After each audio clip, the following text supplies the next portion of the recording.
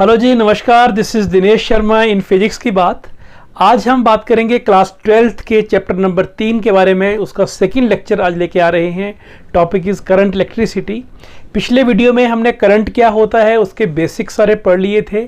आज हम करने जा रहे हैं करंट डेंसिटी क्या होती है, what is drift velocity and what is relaxation time. देखिए, सबसे पहले हम बात करते हैं कि जब भी कोई कंडक्टर में से करंट फ्लो करता है तो करंट फ्लो के लिए हु इज रिस्पॉन्सिबल। सो आज हम सबसे पहला क्वेश्चन ये ले सकते हैं कि what is responsible for the flow of current in the conductors. Conductors कैसे होते हैं, दो तरह के मेनली हम बात करें कंडक्टर्स की। So one type of conductors can be solid conductors and these are solid metallic conductors.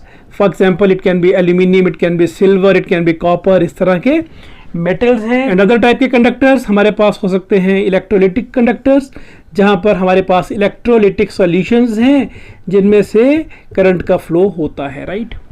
अब हु इज रिस्पॉन्सिबल, यहाँ पे कौन कर रहा है करंट को कंडक्ट और यहाँ पे कौन कर रहा है।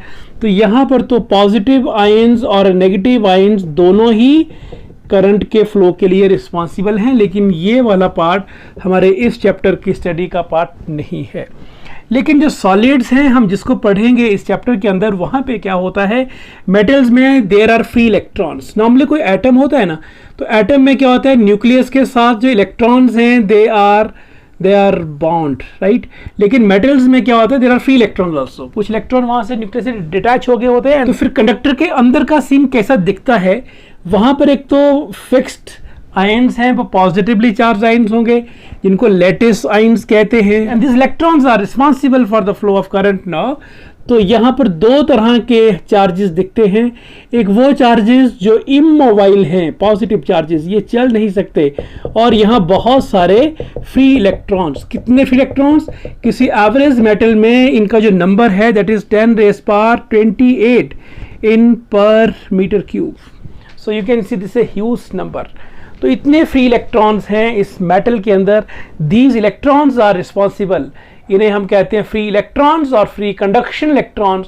सो these are responsible for the flow of current in the metals.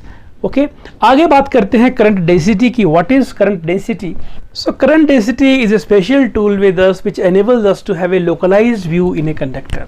हमारे पास कोई कंडक्टर है कोई एक, और हम ये चाहते हैं कि कंडक्टर के अंदर किसी क्रॉस सेक्शन में से या किसी पॉइंट में से कितना करंट जा रहा है, उसको स्टडी करने के लिए हमारा जो टूल है दैट इज करंट डेंसिटी, जिसका सिंबल इज कैपिटल जे, और ये वेक्टर क्वांटिटी है, या आप स्मॉल जे भी लगा सकते हैं। This is also the symbol for current density. Simple शब्दों में करंट डेंसिटी क्या होती है, this is the current passing through unit area.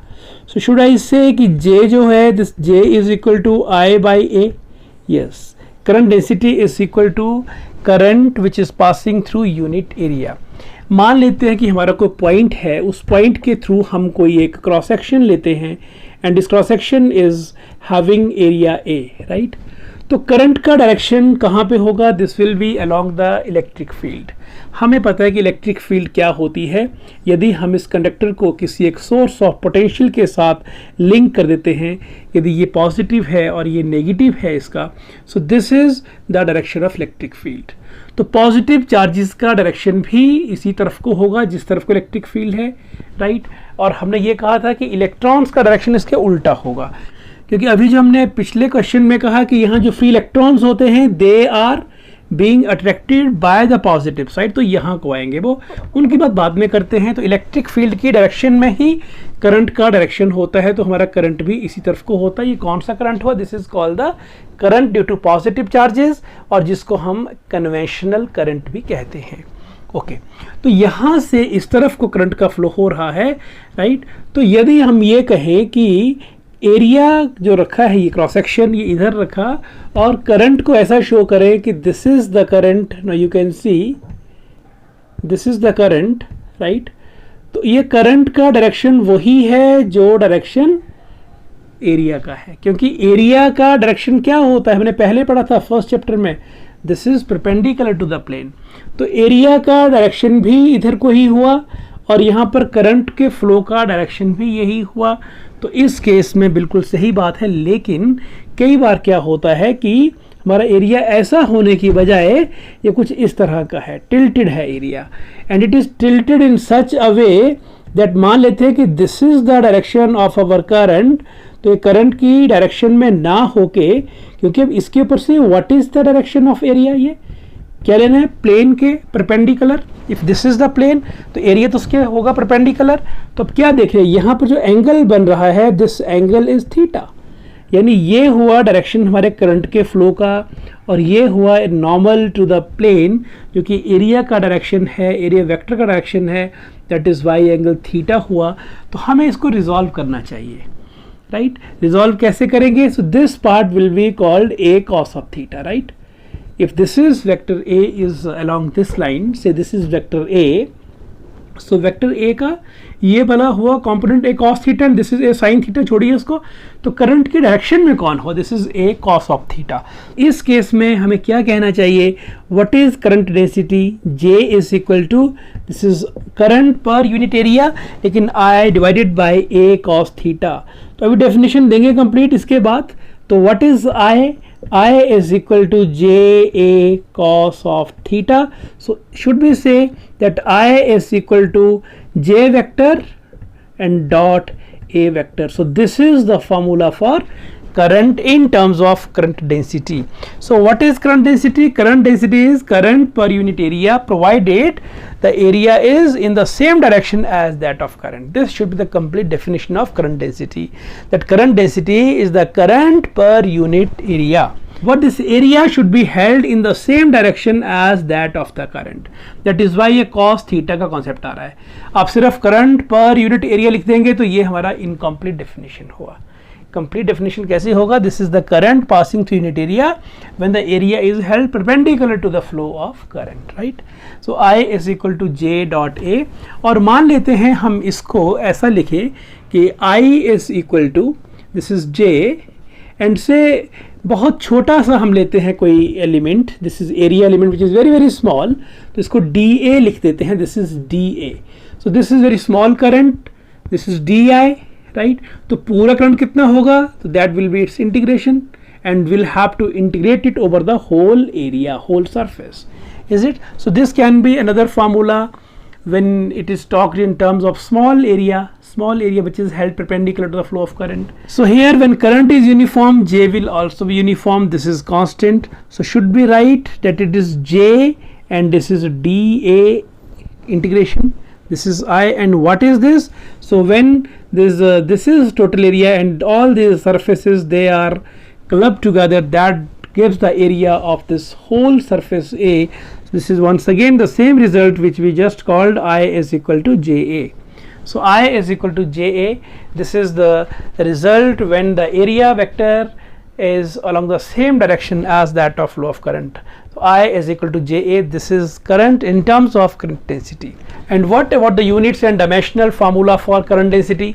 You can clearly see from here, J is equal to I by A. So its unit is ampere per meter square, ampere per meter square. And what is dimensional formula for this current density? This is ampere and this is per meter square, this is L minus 2. This is L minus 2A. So this is the dimensional formula for current density. So this is the SI unit. I hope this is clear to you. अब इसके बाद हम बात करेंगे कि how the current flow takes place within the conductor. Right, कौन करवाता है वो तो पता है हमें, फ्री इलेक्ट्रॉन्स होते हैं, लेकिन एग्जैक्टली होता कैसे है, इसके लिए हम पढ़ेंगे what is drift velocity, what is relaxation time, and will also obtain a relation for drift velocity, and finally we will derive an expression for current in terms of drift velocity. अभी तक हमने क्या पढ़ा, current क्या होता है, पहले कहा था current is rate of flow of charges. अभी कुछ देर पहले हमने कहा current is equal to J into A, in terms of current density कही बात वो। और अभी हम करंट को पढ़ेंगे in terms of this drift velocity, इसको V के नीचे थोड़ा सा D लगा दें सबस्क्रिप्ट में, तो हम करंट को पढ़ेंगे in terms of drift velocity now. तो आइए शुरू करते हैं। सपोज हमारे पास कोई एक कंडक्टर है, ये कंडक्टिंग वायर है, थोड़ा इसको हम बड़ा शो कर रहे हैं ताकि इसके इनर डिटेल्स भी ढंग से दिख जाए हमें, right. This is the conductor, और इस कंडक्टर के अंदर क्या है, क्योंकि ये मान लो कॉपर है या एल्यूमिनियम है, it can be any metal, right. तो इस मेटल में हम कहें कि बीच में लेटिस आयंस हैं विच आर इमोबाइल, और उन्होंने जो इलेक्ट्रॉन लूज किए हैं, these electrons are there within this and these electrons are called free electrons, right. ये लेटिस आयंस हैं, ये वाइब्रेट कर रहे हैं depending on the temperature. Less temperature vibration का कम होगा amplitude, and if temperature is more तो ऑब्वियसली इनका लेटिस साइन जो पॉजिटिव आइन शो कर रखे हैं, इनका एम्पलीट्यूड ऑफ वाइब्रेशन ज़्यादा होगा। और इलेक्ट्रॉन्स की बात करें तो इलेक्ट्रॉन्स में रैंडम मोशन होता है। अभी हमने कहा कि इनका नंबर होता है 10⁻28 पर मीटर क्यूब। इसे कहते हैं, ये नंबर डेंसिटी है of electrons, right. This is number density, number of electrons per unit volume. In 1 metre cube इनका नंबर है 10⁻28, और ये अंदर चल रहे हैं, they are randomly in the motion. और इनका मोशन जो है रैंडम है, इनकी डायरेक्शन सेट नहीं है, कभी यहाँ को कोई वहाँ, कभी कोई वहाँ भाग रहे हैं, right. And you will surprise to see कि what is the velocity. The velocity is approximately 10⁻6 metre per second. It is 10⁻5 to 10⁻6 meter per second at room temperature. This is the random velocity of this electron. Imagine कितना high value है ये। 10⁻6 एक तार पड़ी है table पे हमारे सामने, उसके अंदर इलेक्ट्रॉन्स इस स्पीड से भाग रहे हैं। यानी मान लेते हैं कि दिस इज द कंडक्टर, और यहाँ कोई इलेक्ट्रॉन है वो इधर को भाग रहा है, उसका ये स्पीड है, किसी और का इधर को है, किसी और का इधर को है। That means they are moving randomly, और ultimately they are going nowhere. आप बहुत सारी मेहनत कर रहे हैं लेकिन उस मेहनत की दिशा नहीं है, तो आपका रिजल्ट ज़ीरो होगा। Is it? सेम थिंग यहाँ पे होगी। यहाँ पर जो इनका एवरेज वेलोसिटी होगा अल्टीमेटली वो ज़ीरो हो जाएगा। एवरेज वेलोसिटी ज़ीरो क्यों होगा? What is average velocity? मान लीजिए कि इलेक्ट्रॉन जितने भी हैं वो चल रहे हैं, एंड पहले का वेलोसिटी u1 है, दूसरे का u2 है, तीसरे का u3 है, सभी चले हुए हैं, एंड इनका नंबर n है कह लेते हैं, तो इनका जो एवरेज वेलोसिटी होगा वो ज़ीरो हो जाएगा। Why it is zero? Because it is random, इसकी दिशा नहीं है कोई भी। अब क्या होगा? अब जब आप इसके ऊपर कोई इलेक्ट्रिक फील्ड लगा देंगे तो क्या होगा? Now what is electric field? Electric field माने आपने इसको किसी बैटरी के साथ जोड़ दिया। आगे बढ़ने से पहले एक क्वेश्चन लेते हैं, क्या electric field inside the conductor is zero? ये बात सही है ना? Electric field inside a conductor is zero, ये हमने पढ़ा था इलेक्ट्रोस्टैटिक्स में। आज ये स्टेटमेंट झूठी होने जा रही है। So this statement is confined to only electrostatics, right. Current electricity में ये स्टेटमेंट बिल्कुल गलत हो जाएगी, क्योंकि करंट इलेक्ट्रिसिटी में electric field within a conductor होगी तभी तो करंट फ्लो करेगा। जब आप किसी कंडक्टर के अंदर इलेक्ट्रिक फील्ड अप्लाई करेंगे तभी करंट का फ्लो होगा। जब तक इलेक्ट्रिक फील्ड ज़ीरो रहेगी तब तक करंट का फ्लो नहीं हो सकता। So we can say electric field inside a conductor is zero in electrostatics when there is no flow of charges, but when the charges are flowing, this is only possible when there is electric field within this conductor. So आपको कोई पूछे कि conductor के अंदर electric field zero होती है? हाँ होती है, इलेक्ट्रोस्टैटिक्स में होती है, लेकिन जब चार्जेस मूव कर रहे हैं तब इलेक्ट्रिक फील्ड ज़ीरो बिल्कुल भी नहीं होती है। तो जरा मैं इस सारी पिक्चर को मिटाता हूँ अब, है ना, इसको मिटा दिया जाए। लेट अस सी कि हमने इसमें इलेक्ट्रिक फील्ड अप्लाई कर दी। कैसे अप्लाई की वो? इसको किसी बैटरी से कनेक्ट करके। पोटेंशियल के बारे में बात बाद में की जाएगी अलग से। This is one battery, and इस बैटरी का जो EMF है, हम कह रहे हैं EMF, इलेक्ट्रोमोटिव फोर्स, ये क्या होता है कमिंग लेक्चर में बात क्लियर होगी। लेकिन जब भी आप कोई बाजार से नया सेल लेके आए, उसके ऊपर 9 वोल्ट 1.5 वोल्ट लिखा होता है ना, वो उसका EMF होता है। हम यहाँ इसको V कहते हैं कि मान लीजिए V is the potential difference between these two ends of this conductor. अब इलेक्ट्रिक फील्ड के लगाने से, चलो है तो अंदर फील्ड ही, लेकिन मैं इसको बाहर शो कर रहा हूँ। ये बाहर का मतलब नहीं कि बाहर बाहर है, ये इलेक्ट्रिक फील्ड इसके अंदर ही है। हर इलेक्ट्रॉन के ऊपर एक फोर्स लग रहा है। जब भी इलेक्ट्रिक फील्ड कहीं पर होता है तो यदि अंदर कोई पॉजिटिव चार्ज होता तो पॉजिटिव चार्ज इलेक्ट्रिक फील्ड के अलोंग उस पर फोर्स लगता, लेकिन यहाँ तो चार्ज कैरियर कौन है? इलेक्ट्रॉन्स हैं, तो उनके ऊपर फोर्स उल्टा लग रहा है। एक और ढंग से समझिए तो ऐसा कहिए कि ये एंड पॉजिटिव है, ये नेगेटिव है, तो positive is attracting the negative. ये इलेक्ट्रॉन है, this is negative charge, is it? तो फिर से कह लें कि जब भी कोई कंडक्टर होगा उसके ऊपर यदि पॉजिटिव चार्ज होता है, आपने पढ़ा है, उसके अंदर उसके ऊपर फील्ड लग रहा है, तो इलेक्ट्रिक फील्ड का डायरेक्शन वही होगा जो पॉजिटिव चार्जेस का डायरेक्शन होगा। इसीलिए हम कन्वेंशनल करंट का direction along the electric field ही लेते हैं, राइट। लेकिन जो इलेक्ट्रॉन्स होंगे उनके ऊपर भी उतना ही फोर्स लगेगा, लेकिन वो फोर्स कहाँ को लगा? वो फोर्स लगा in the opposite direction.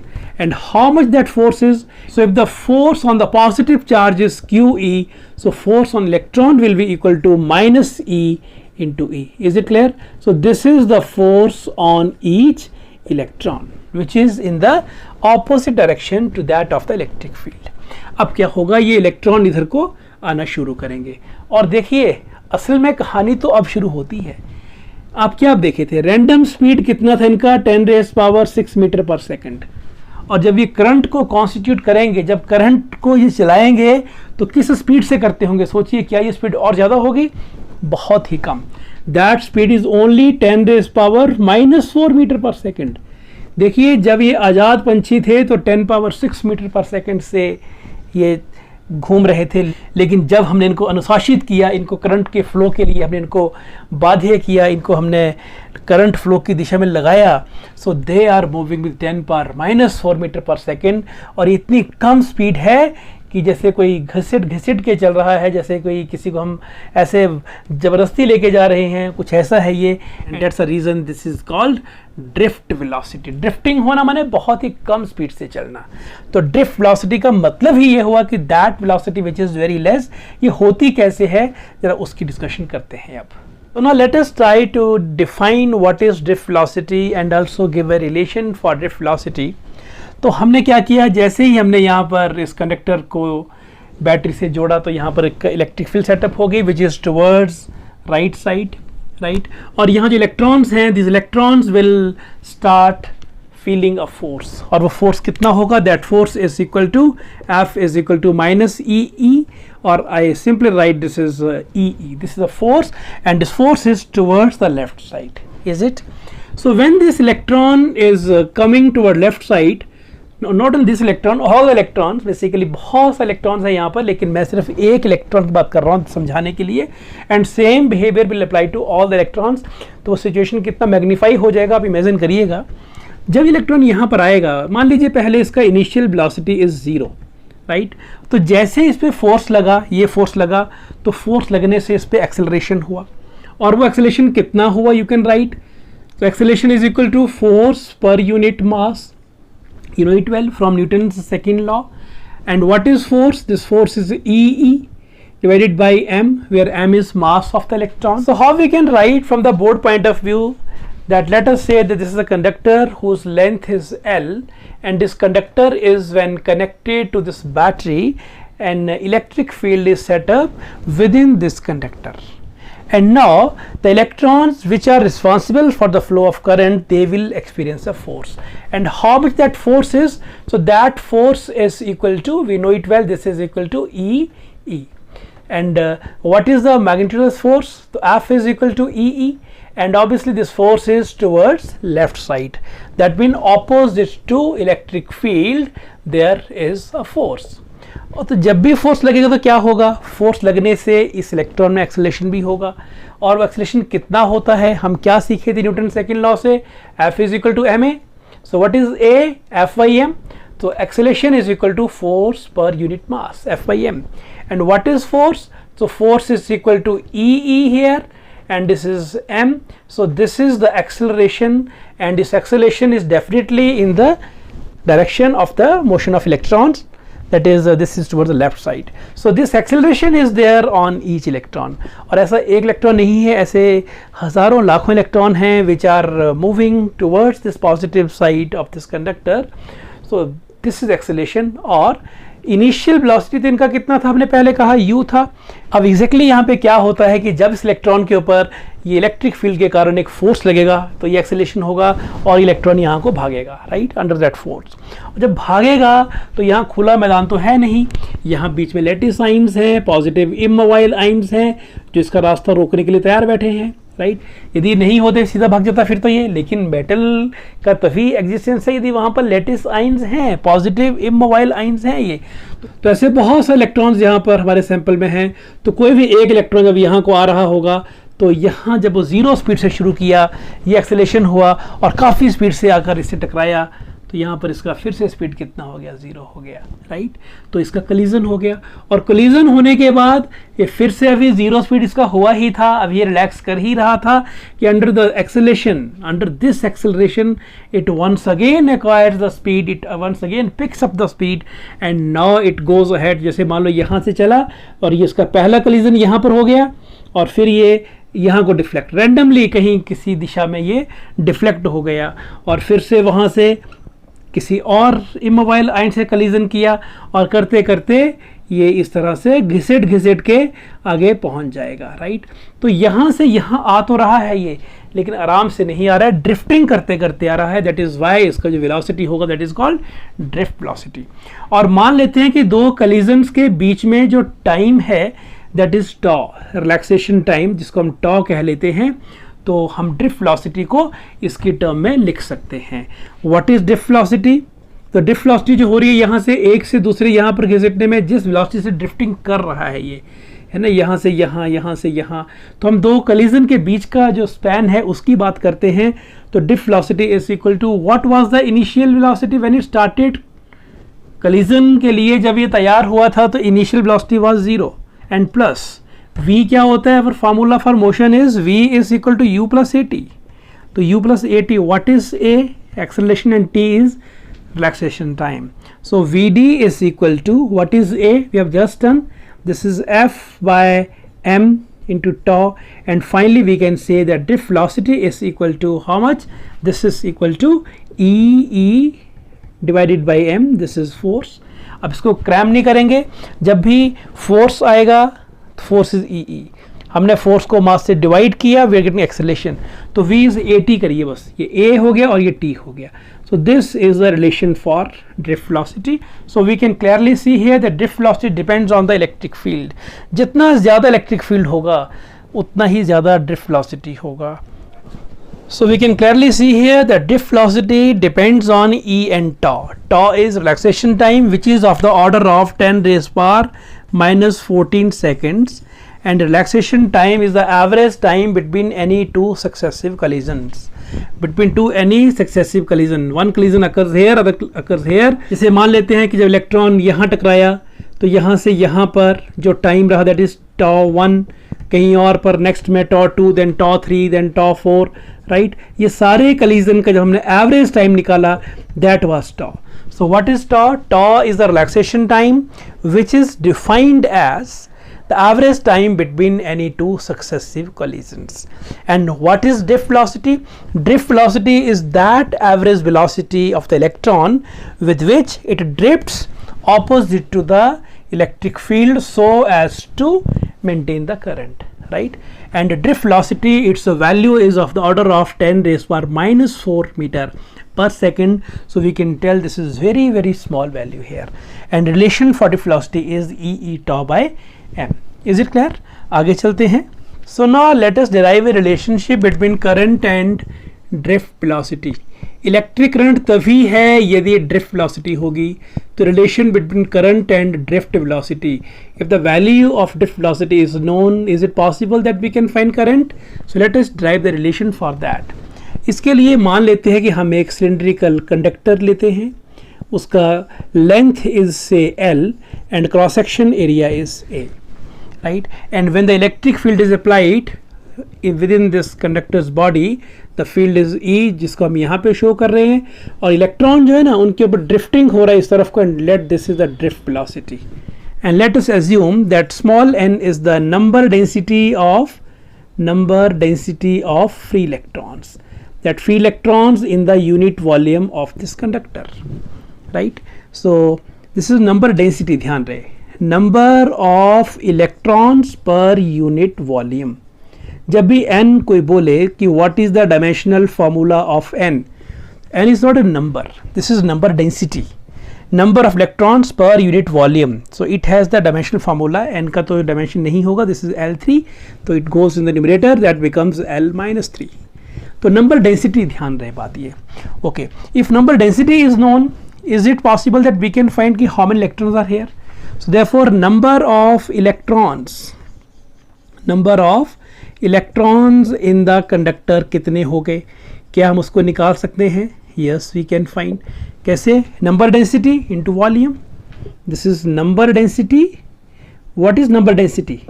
Number of electron per unit volume in the unit volume, और इसको हम टोटल वॉल्यूम के साथ मल्टीप्लाई कर देते हैं ना, volume of the conductor.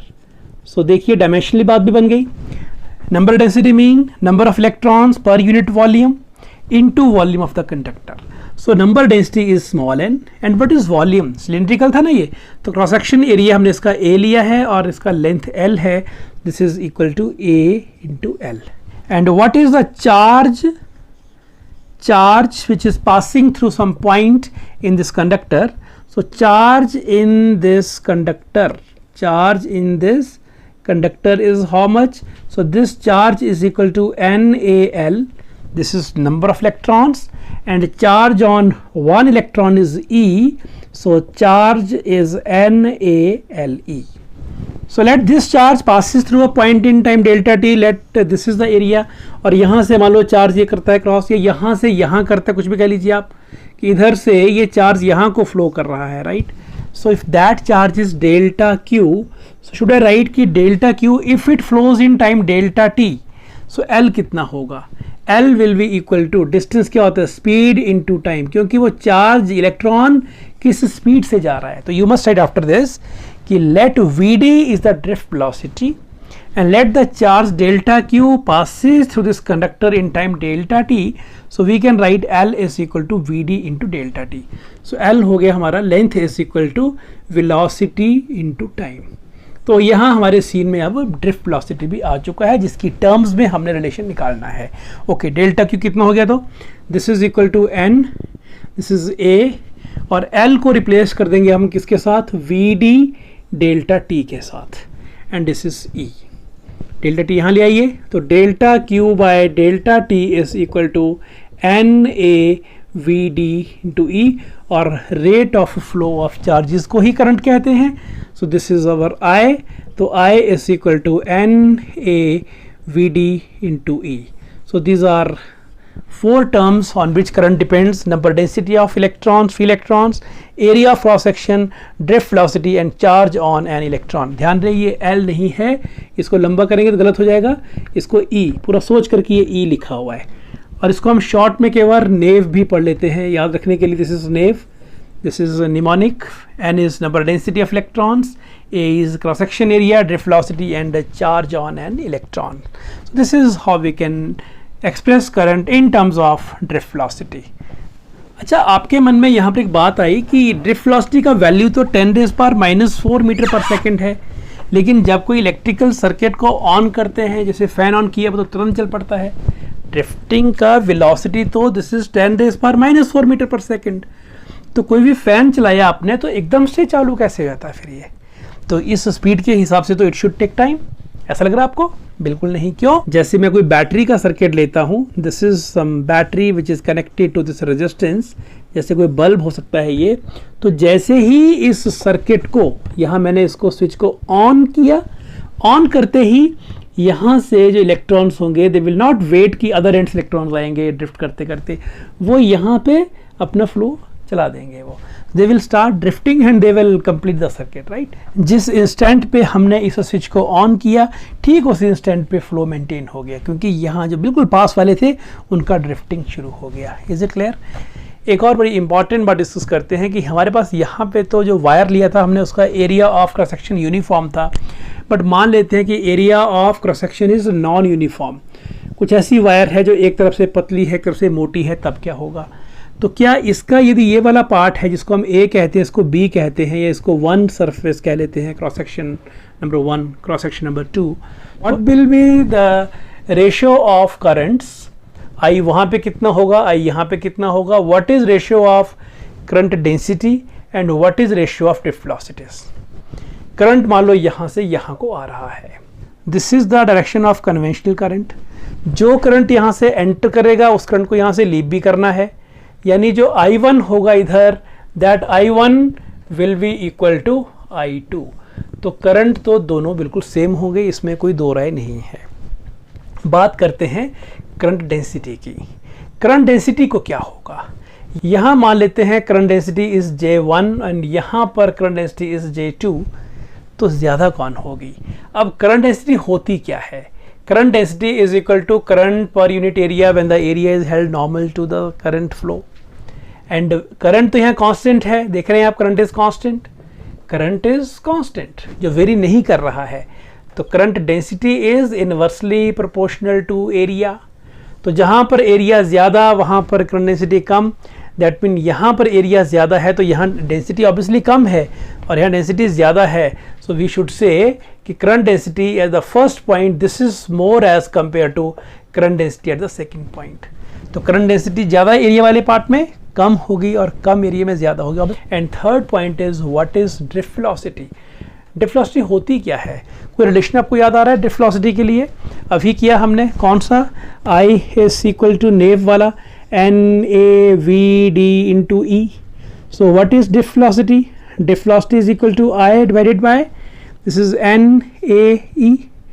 Now see, in this relation I is constant, number density and E are also constant, so drift velocity is also inversely proportional to area. यानी जहाँ पर area ज़्यादा वहाँ पर ड्रिफ्ट वेलोसिटी कम होगी और जहाँ एरिया कम वहाँ पर ड्रिफ्ट वेलोसिटी ज़्यादा होगी। तो drift velocity at first surface यहाँ पर ज़्यादा होगी और जहाँ पर एरिया ज़्यादा है वहाँ ड्रिफ्ट वेलोसिटी कम होगी। So this is how we can compare when the current is passing through some conductor which is having non uniform cross section area. And one more question, write current density in terms of drift velocity. Current density in terms of drift velocity, we know what is I. I is NAVD into E. You know it well. So what is the current density? Current density J क्या होता है, I divided by A. So this is NAVDE divided by A. So A gets cancelled. Therefore current density is equal to NVD into E. Right? And in vector form you must write. So this is current density is equal to NE times VD, because VD is drift velocity and it has specific direction. So this is how we can express current density in terms of drift velocity. This NE can be called as carrier charge density because this is the charge density of the carrier. Carrier mean electrons. This is carrier charge density. Right, this is different from the current density. and इसका SI unit क्या होगा, तो N का unit क्या होता है, you know it well, 1 by metre cube. अभी कहा था number of electrons per unit volume, और चार्ज का क्या होता है, coulomb. This is equal to coulomb per metre cube. So coulomb per metre cube is the unit for this carrier charge density. So this is enough for today discussion part. आज हमने शुरुआत की थी current density के साथ, then we talked about drift velocity, relaxation time, relation किया driveway current में और ड्रिफ्ट वेलोसिटी में, एंड करंट डेंसिटी की बात की, उसको रिलेट किया ड्रिफ्ट वेलोसिटी के साथ, और कुछ और बातें डिफरेंट केसेस लेकर हमने डिस्कशन किए। कमिंग वीडियो में we will do some numericals based on the same topic, और उसके बाद हम फिर आगे बात चलाएंगे। लेकिन फ़िलहाल आज के लिए इतने काफ़ी है। इस सारे काम को कर लीजिएगा, कोई डाउट आए बताइएगा। Please take care, thank you.